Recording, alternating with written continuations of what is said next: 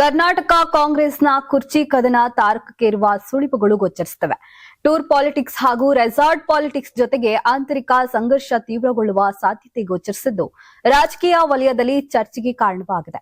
ಶಾಸಕರ ವಿದೇಶ ಪ್ರವಾಸ ಯೋಜನೆ ಇನ್ನೂ ಜೀವಂತವಾಗಿದ್ದು ಇದು ಹೊಸ ರಾಜಕೀಯ ಲೆಕ್ಕಾಚಾರಗಳಿಗೆ ದಾರಿ ಮಾಡಿಕೊಡುತ್ತಿದೆ ಎಂದು ಹೇಳಲಾಗುತ್ತಿದೆ. ಬರೋಬ್ಬರಿ 35 ಶಾಸಕರು ಆಸ್ಟ್ರೇಲಿಯಾ ಹಾಗೂ ನ್ಯೂಜಿಲೆಂಡ್ ಪ್ರವಾಸಕ್ಕೆ ಸಿದ್ಧತೆ ನಡೆಸಿರುವುದು ಗಮನ ಸೆಳೆದಿದೆ. ಫೆಬ್ರವರಿ 16ರಿಂದ ಮಾರ್ಚ್ 3ರವರೆಗೆ ಪ್ರವಾಸಕ್ಕೆ ಪ್ಲಾನ್ ಮಾಡಲಾಗಿದ್ದು ಇದರ ಹಿಂದೆ ರಾಜಕೀಯ ಉದ್ದೇಶವಿದೆಯೇ ಎಂಬ ಅನುಮಾನಗಳು ಬಲವಾಗಿವೆ. ವಿದೇಶಿ ಪ್ರವಾಸದ ಮೂಲಕ ಶಾಸಕರ ವಿಶ್ವಾಸವನ್ನ ಗಟ್ಟಿಗೊಳಿಸಿಕೊಳ್ಳುವ ಲೆಕ್ಕಾಚಾರ ನಡೆದಿದೆ ಎನ್ನುವ ಮಾತುಗಳು ಕಾಂಗ್ರೆಸ್ ವಲಯದಲ್ಲಿ ಕೇಳಿಬರುತ್ತಿವೆ. ಟೂರ್ ಪಾಲಿಟಿಕ್ಸ್ ಕೌಂಟರ್ ಆಗಿ ಕೆಲ ಶಾಸಕರು ರೆಸಾರ್ಟ್ ರಾಜಕೀಯದತ್ತ ಮುಖ ಮಾಡುವ ಸಾಧ್ಯತೆಯೂ ಇದೆ. ಪ್ರಭಾವಿ ನಾಯಕರ ಬೆಂಬಲಿತ ಶಾಸಕರು ಶೀಘ್ರದಲ್ಲೇ ಪ್ರತ್ಯೇಕ ಸಭೆ ನಡೆಸಿ ಮುಂದಿನ ನಡೆ ಬಗ್ಗೆ ಚರ್ಚೆ ನಡೆಸಲಿದ್ದಾರೆ ಎನ್ನಲಾಗ್ತಿದೆ.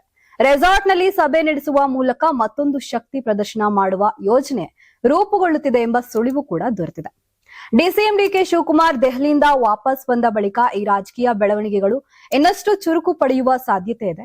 ಬೆಂಬಲಿಗ ಶಾಸಕರು ಸಭೆ ಸೇರಿ ಮುಂದಿನ ರಾಜಕೀಯ ತಂತ್ರಗಳ ಬಗ್ಗೆ ಚರ್ಚೆ ನಡೆಸಲಿದ್ದಾರೆ ಎನ್ನಲಾಗ್ತಿದೆ. ಫಾರಿನ್ ಟ್ರಿಪ್ ಮೂಲಕ ಒಂದು ಸಂದೇಶ ನೀಡಲು ಹಾಗೂ ರೆಸಾರ್ಟ್ ಪಾಲಿಟಿಕ್ಸ್ ಮೂಲಕ ಮತ್ತೊಂದು ಸಂದೇಶ ರವಾನಿಸಲು ಕಾಂಗ್ರೆಸ್ ಆಂತರಿಕ ವಲಯದಲ್ಲಿ ಚಟುವಟಿಕೆಗಳು ಜೋರಾಗಿವೆ. ಇದೇ ವೇಳೆ ವಿದೇಶಿ ಪ್ರವಾಸದ ಮಾಹಿತಿಯನ್ನ ಕೈ ನಾಯಕರು ಬಹುತೇಕ ಗುಟ್ಟಾಗಿಯೇ ಇಟ್ಟಿರುವುದು ಕುತೂಹಲವನ್ನ ಹೆಚ್ಚಿಸಿದೆ.